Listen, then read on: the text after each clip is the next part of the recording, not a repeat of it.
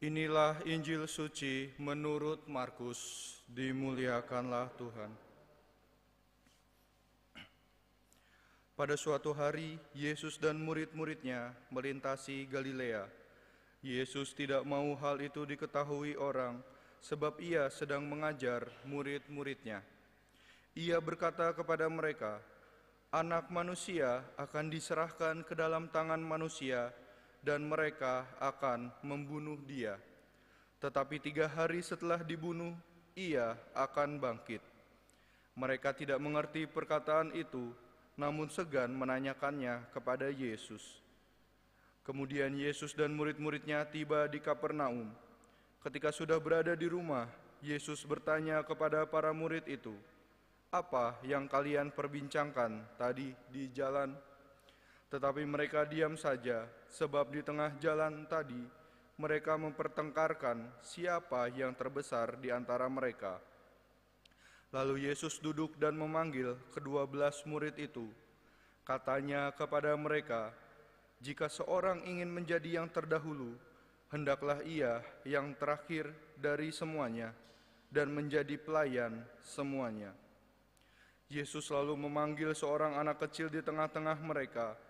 Kemudian ia memeluk anak itu dan berkata kepada mereka, "Barang siapa menerima seorang anak seperti ini demi namaku, dia menerima aku.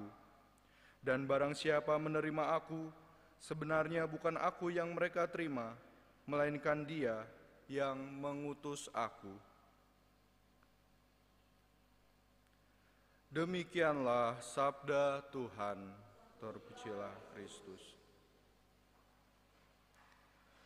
Saudara-saudari yang terkasih, beberapa hari ini saya didatangi oleh anak-anak dari sekolah talenta. Mereka ternyata mendapat tugas untuk mewawancarai tokoh agama. Di dalam wawancara itu ada satu pertanyaan yang bagi saya cukup menggelitik karena di situ mereka bertanya, "Frater, apakah yang menjadi kewajiban frater sebagai anggota gereja?" Lalu di situ saya menjawab, sebagai anggota gereja, kewajiban saya adalah mampu melayani umat dengan sebaik mungkin. Lalu ditanya lagi, "Frater, apakah dalam menjalani kewajiban itu frater merasa terbebani?"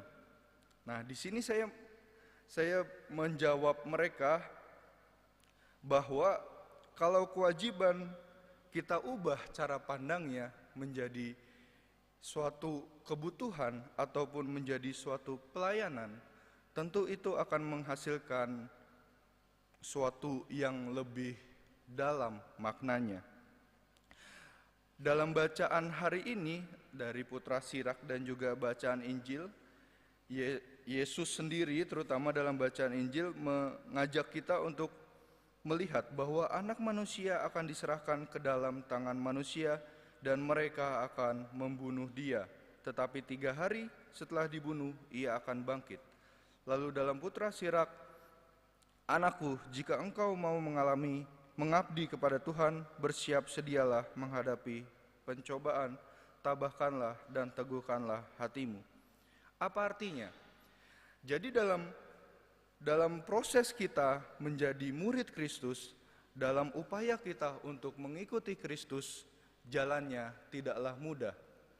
Ada begitu banyak tantangan dalam kehidupan kita, bagaimana kita menghadapi diri kita sendiri dan juga menghadapi sesama kita dan juga lingkungan masyarakat yang ada di sekitar kita, semuanya tidak mudah.